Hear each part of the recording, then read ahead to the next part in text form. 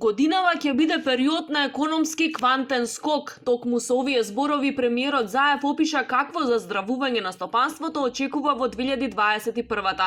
Додека фирмите се борат да излезат од калта, а економијата од рецесија, тој зборува за идни проекти во енергетиката и земјоделството.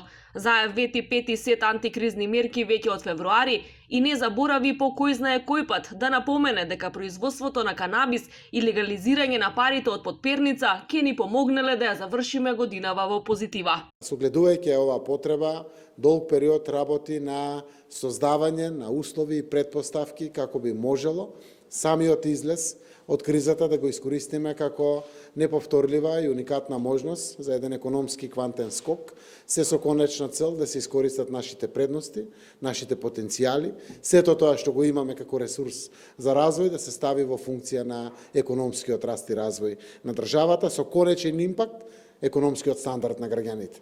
Додека народот се шетал по слави, вредните административци работеле од дома. Вака министерот за финансии Фатмир Бесими го опишува нереалниот огромен раст од над 20% во реализацијата на капиталните инвестиции само во последниот месец од 2020-та. Бесими не знаеше да ги наброи најважните проекти кои екстремно брзо се завршиле токму во декември. Вечерните часови во Трезор работеа, додека некој почна со домашните слави, тие работеа во министерството.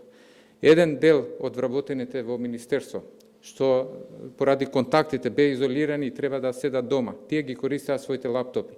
Ние бевме 24/7 во комуникација со нив.